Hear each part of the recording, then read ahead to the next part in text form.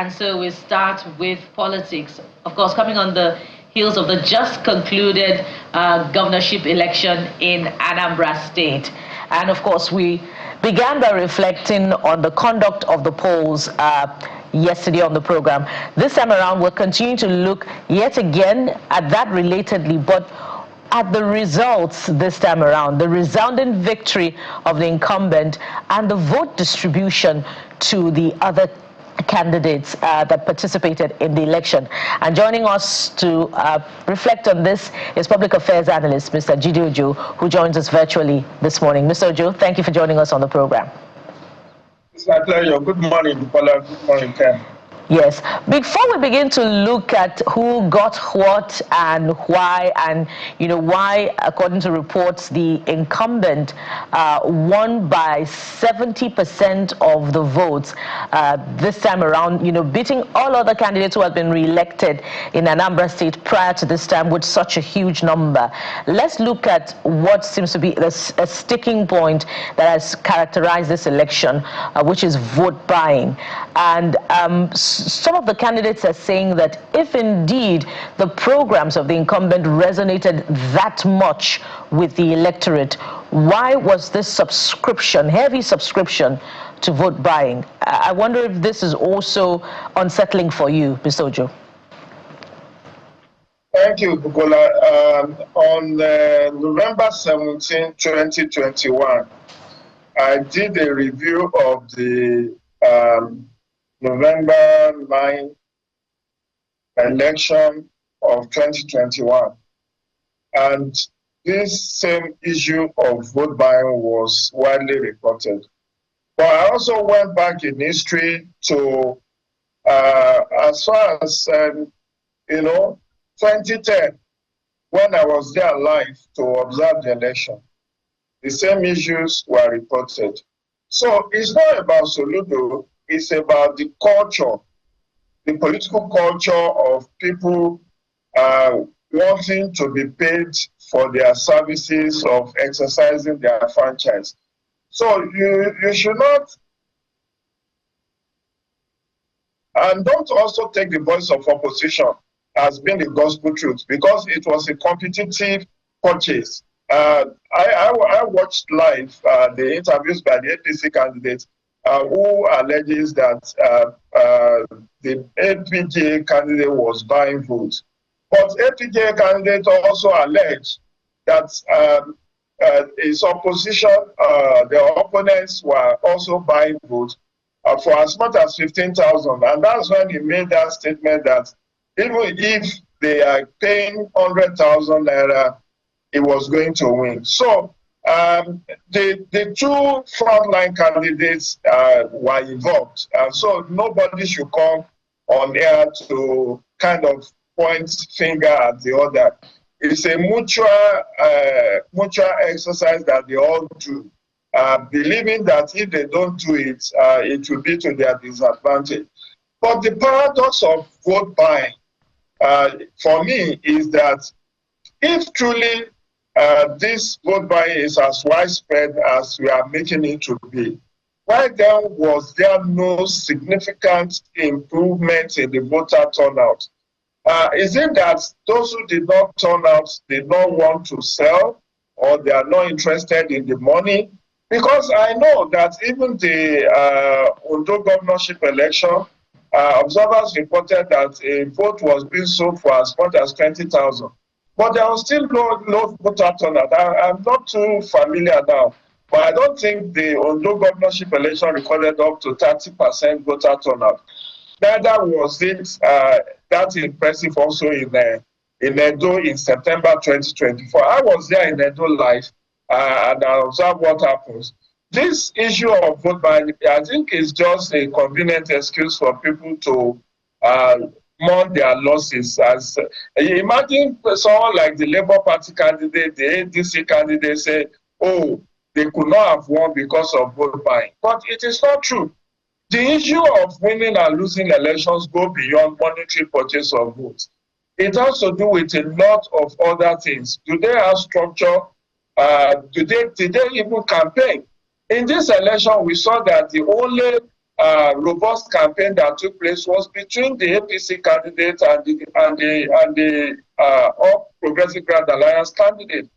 Those are the two people. In fact, Soludo was head over heels. He was light years ahead of his competitors because he was on air, national network, paid for live transmissions, and people knew he was in that campaign. But imagine the 15 other candidates who are just doing a kind of political evangelism, just with half of people who are going to shops and all of that. You are not going to win an election like that. Look at the Labour Party that is in crisis. Look at the PDP that is in crisis. Look at the ADC that is in crisis.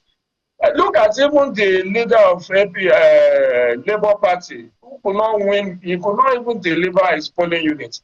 So you know the issue of winning and losing election goes far beyond vote trading or vote buying. If that is the singular variable that wins you election, then there should be almost 90% turnout because people should be interested in that cash. But for the fact that people voted with their feet says much more about an endemic culture of nonchalance, the fact that there has not been significant improvement in the living standard of people, and also other variables like no opportunity for early voting for those who are going to be on election duty, late commencement of vote, limited number of hours of voting, which is just 6 hours compared to other countries that vote for 10 to 12 hours.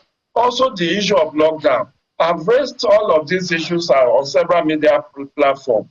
Unless you do the needful, unless you do what other countries are doing, you will continue to record low voter turnout. It's not a magic that countries like Egypt, like Ghana, like Kenya, like South Africa records up to 70% voter turnout. Even in India, they have multiple voting techniques.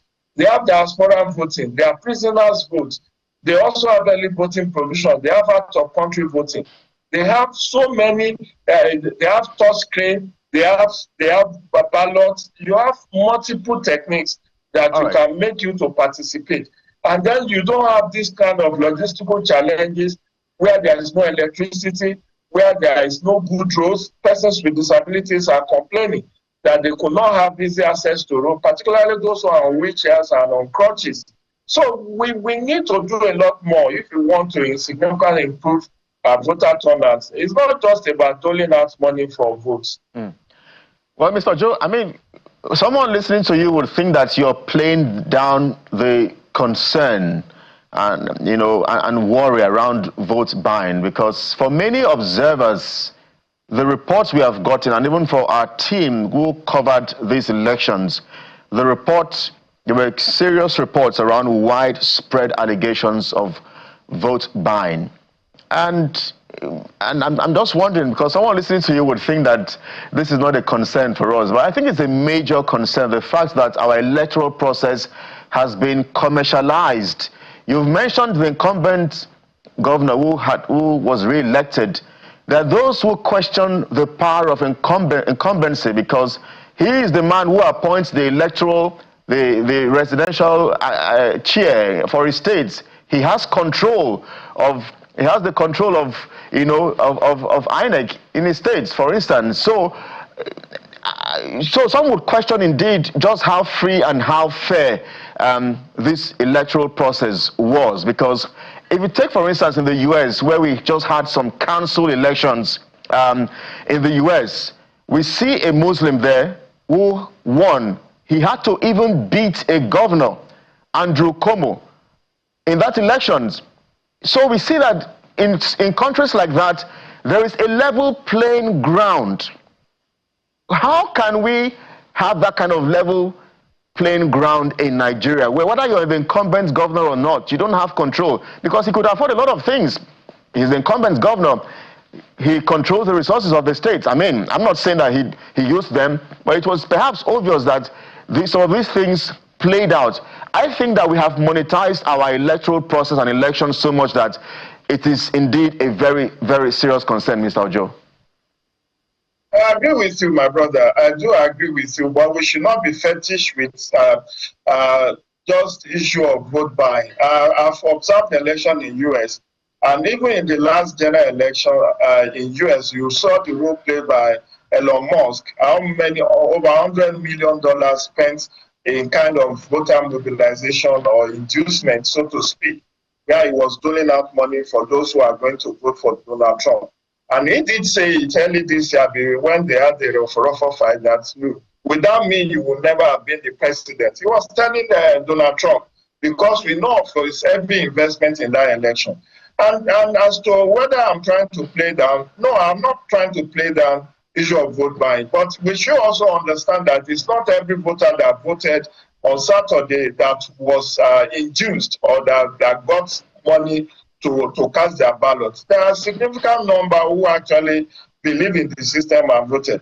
And for your information, about a month ago, or 3 weeks ago, in my column in the Punch newspaper, I did call out Governor Soludo that he has actually crossed the red line and he has breached campaign finance provision.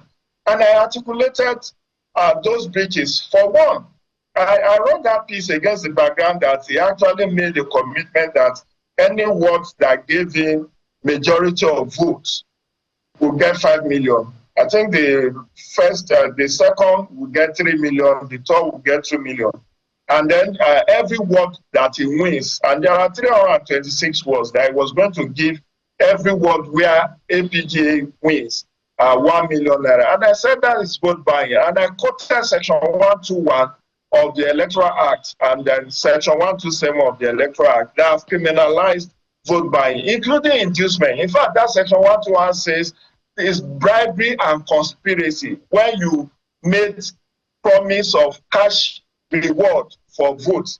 And I also pointed out the fact that is already overshooting the 1 billion threshold that section 88 prescribed for governorship candidate, that you are not supposed to spend more than 1 billion naira on your campaign. And I said with the kind of flamboyance and robust campaign that he has launched on this re-election bill, he obviously must have spent well over 1 billion, even on political advertising alone. And the third point was that he was also receiving cash donation from local governments, from individuals and groups, in excess of what the electoral law prescribed, which was 50 million. You saw on live TV him receiving 150 million, 100 million from groups, from local government, from individuals. And I said that is also a breach of our campaign finance regulation. So I can't say it better, but I just don't want us to be unduly fetish about, oh, if he didn't buy votes, he will possibly not have won. Let me tell you this for a fact. If Soludo did not give Shishi, assuming without considering that he pays for the votes, if he did not buy, he would still have won. Because the power of incumbency is to his advantage. There is a philosophical underpinning to All Progressive Grand Alliance. Since 2003, All Progressive Grand Alliance have become like a Iroko tree in the political firmament of Anambra, where for the spirit of Jim Chukwuemeka Odumegwu Ojukwu, people of Anambra State have held on to his philosophy that this is their own and they will hold it tight. He is the third governor to win election on the platform of All Progressive Grand Alliance. And that counts for something. Even his friendship with President Tinubu also counts for something. Don't forget that in May this year, President Tinubu was there to commission projects where Governor Soludo already made the commitment that he will support the president for 2027. And of course, he said the president is his personal friend for over 20 years. So there are so many variables that work in favor of Chukwuma Soludo, not just because of the purported vote buying, but we must not just hold on to that and say this whole November 8th election is about vote buying. There are other fundamental issues that we need to precisely, discuss. Mr. Ojo. There are issue of Mr. Ojo, pardon me if I may come in here. Pardon me if I may come in here. You have hit the nail on the head when you say that there are other variables, and that's what I want you to also consider. I heard the governorship candidate of the African Democratic Congress, talking about how they were not allowed to campaign in the markets, how outdoor billboard advertisements for their campaigns, the price was shored up. So it would seem as if there was no level playing field. The contest was skewed against them from the beginning. So if there had been equity ahead of the campaign process, do you think that perhaps the results would have been different from what we saw on Saturday? Yes, Bukola, the result could have been different, but it could still not have made any other party to win. They may have had better show in terms of number of votes they will have won. But you see, election is a capital-intensive enterprise.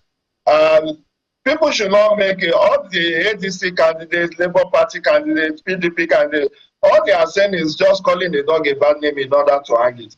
It's not Soludo administration alone that affects contestants to pay for billboards. I think in 2021, I think they were asking for 50 million if you want to paste your billboard, because and it's the state agency. Even though I condemn that, and many right-thinking people condemn that it's a way of skewing the level, is a way of skewing the playing field in favor of the incumbent, who has the state resources and also could get a generous endorsement and generous donations. So the truth is that the other candidates do not have the financial war chest that Soludo has. And that's why I said, let's take the vote buying. Let's take it as a constant variable. Just put it aside and then look at whether, without vote buying, whether Soludo could still have won. And I said, yes, he could still have won. Maybe the number of votes that ADC will have could be up to 50,000 rather than the very paltry number. Maybe the APC candidates will have won maybe like 150,000, while the incumbent won over 400,000. But it will still not have given them, because, see, election, particularly governorship election and executive elections, are not very easy to win. Let me tell you this. For you to win a governorship election, just like presidential election, you need to win 25% of votes in 2/3 of the local government, apart from winning the majority of lawful vote cast. And do they have that spread? Do they have the support system? I mean, the opposition. The governor said something on Saturday, which was very amusing. He said, I saw opponents, but I didn't see the opposition, or something like that. I'm just trying to paraphrase. He said, I saw opponents, but I don't see opposition, which means that they are just also run because they don't have the financial war chest that it takes to win a governorship election. Right. We know that there is no one who is a serious candidate, even for senatorial election in Nigeria. There are those who spend up to $1 billion to contest for senatorial elections, because it starts from nomination form. Where APC sold nomination form for, I think, 50 million. So if you are still struggling financially to feed your family, how could you have thrown your heart in that kind of contest where you have to campaign across 150 days, and 150 days across 326 wards, across approximately 17,820 polling units, across 21 local governments. Some of them have to reach environment. It costs a lot to do a very robust campaign, a very resounding campaign. So if you do not have, if you can't stand it, don't go near the kitchen. Many of them, we know, they didn't even have the structure. The party at the national level is in crisis. Labour Party, in fact, the PDP was a very funny one. Do you know that even when PDP said, come and buy nomination form, only one person showed up to buy nomination form of PDP, which was not so before. PDP used to be a darling and a party of choice in Anambra. Yes. In fact, even in previous elections, it's always Mr. Joe, we have to squeeze in as many questions as we can. Let me ask you this question. If, for instance, the ADC, if that party had received a huge and massive support from those at the center, perhaps, from the likes of former Vice President Atiku Abubakar, David Mark, Rotimi Amechi, Ralph Aregbesola, the list is endless. If the candidates, Dr. John Truman Wosu, had received support, and by support I mean mobilization, the ADC, I mean, we see how that party has some very big wigs in that party. If the ADC had received that kind of support in Anambra State, well, the story had been different. Again, I'm sorry to disappoint you. It wouldn't have been different. And that's why they know where to throw their money. And let me also say this. For me, ADC is still a contraction. ADC and the coalition is still a contraction. Did you know that, at least I have it on good authority, that Atiku Abubakar has not formalized his membership of ADC? His chairman, the chairman of ADC in the local government, is saying that he is giving it till December 2025 to come and formalize his membership. So somebody that has not, since almost 6 months ago that they said they have joined the coalition, he has not formalized his membership of ADC. Peter Obi has not formalized his membership of ADC. And in fact, in the August 16 election, Peter Obi was campaigning for ADC, but he has not formally resigned his membership of Labour Party, neither has he formally joined ADC. So these people are just playing a waiting game, believing that when the 8 political parties that is about to be registered by INEC, including ADA, which was initially touted as the game changer, once that party gets registered, they possibly will move en masse into ADA, and that will save them a lot of headache, because right now, ADC is facing a lot of litigations about the takeover of by David Mark and Aregbesola. So if they are holding back their membership, and that's why Peter Obi is just like an orphan. He's neither in Labour or ADC. But Mr. Joe, vote for this, but he himself is not committed. He's not committing resources to it. But Mr. Joe, regardless of the fact that Mr. Obi is an orphan politically, there are no commitments either to the ADC or to the LP, which could be debatable. But what about the Obi effect itself in Anambra? Why didn't we see it in the result turned in by the candidate, Mr. George Moghalu, particularly when you look at the result of the presidential election in not just Anambra now, in the southeast? The candidate turned in just about 1% of the entire votes. So what may have happened to the Obi effect there in Anambra? The Obi effect is, he has lost his magic. Sincerely speaking, and I'm being forthright. I have nothing personal against Peter Obi as a person. Today, if there is a presidential election today in Nigeria or this year, Obi will not score up to 1 million votes. You can take it to the bank.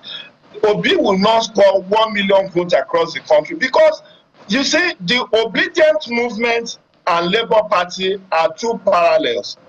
The obedient movement made Peter Obi what he is, and they have since become disenchanted. You remember that the reason why he's also hesitant about leaving Labour Party formally to join ADC is weighing his chances. If I join ADC and there is no guarantee that I will get the presidential ticket, do I want to be a running mate to Atiku Abubakar again like they did in 2019? And the obedient movement have told him, if you are not going to be the #1, we will not follow you. We will not vote for you. You have to be the presidential candidate, not a running mate. So that's why he's been very cagey and hesitant about formally going to join ADC, because of, there was a time there was a kite flown in the media where they said Atiku Abubakar said he was going to join a younger aspirant for 2027, and he came out and debunked it and said, no, I'm not stepping down for anybody. I'm going to go into this contest. And of course, Peter Obi knows that if he goes into contest with Atiku Abubakar, I'm not sure he stands a chance of winning the ticket. And if he doesn't win the ticket, will he want to play a second fiddle behind an Atiku Abubakar or any other person that contests? And that's why he has also been touting, he said, oh, I will do one term, believing that if he does one, if he says that, it will make his supporters to want to follow him because of this whole call of informal zoning arrangement of North and South. He knows that by 2031, power will move to the North, and he will not stand a chance for another 8 years. So his best chance of contesting election as presidential candidate is in 2027. But 2027 is not sure for Obi. The PDP people are saying, come back, we will give you our ticket. But what is the worth of a PDP ticket with the two parallel groups that are now struggling for the control of PDP? That's why even former President Goodluck Jonathan has not heeded their advice to come back into the party. Come back to which party? Today we have two parallel board of trustees, two parallel national working committee in PDP.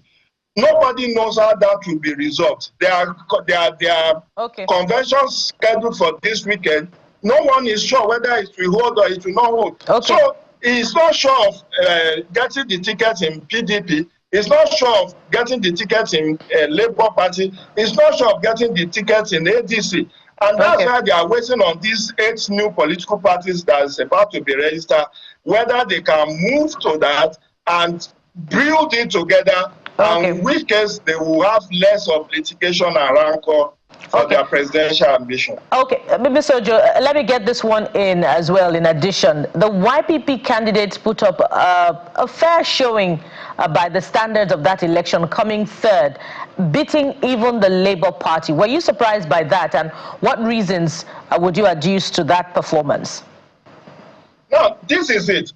Prior to the death of the Senator Ifeanyi Ubah, you know, he has won senatorial election in Anambra on the platform of Labour Power, on the platform of YPP.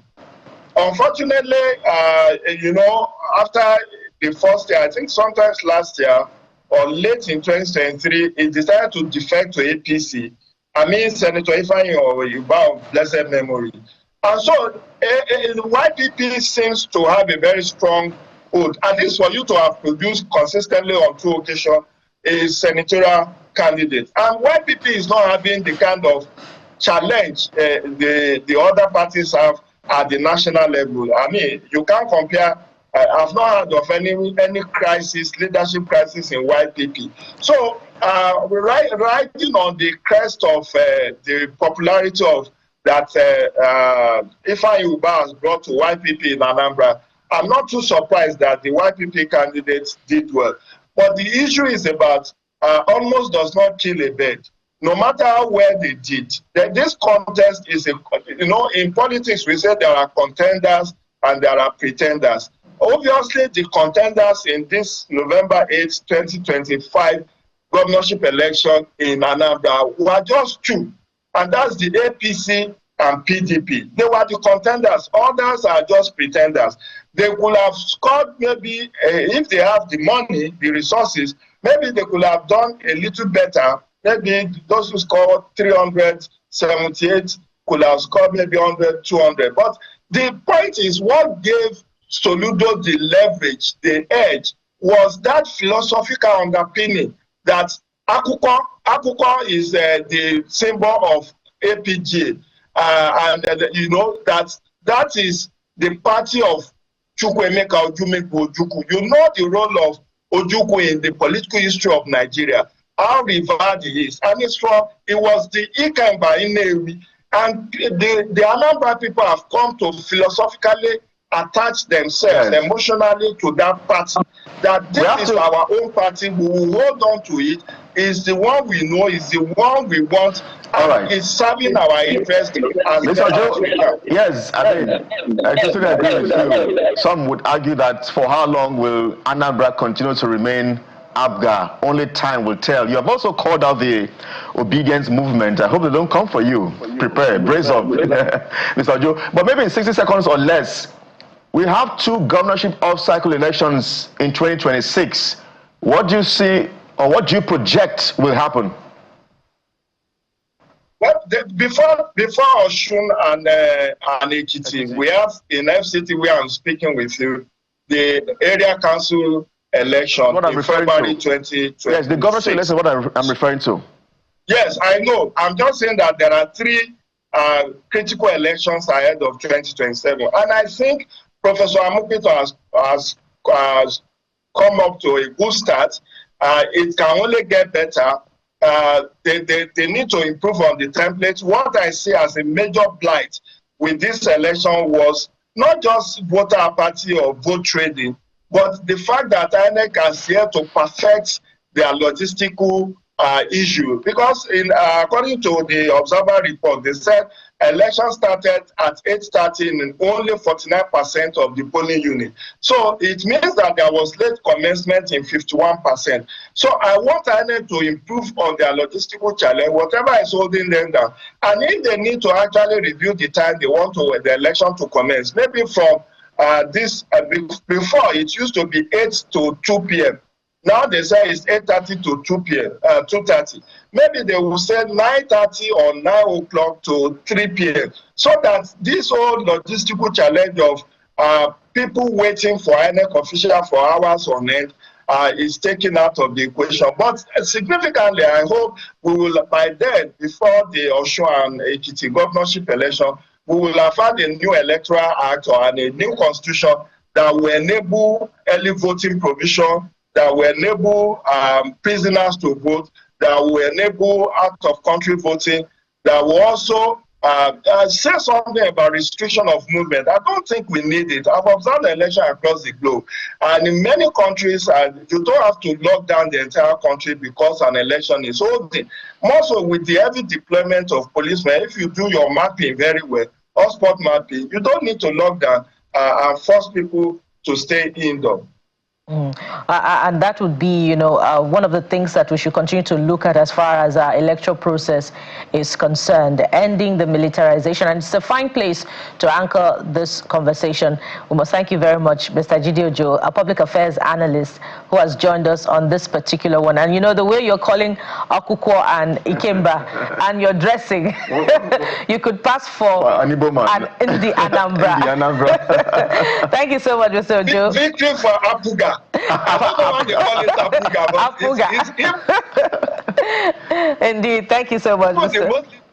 Oh dear. Yeah. Would have loved to hear your last comments, but thank you so much for having me. Thank you, Mr. Ojo, for coming through.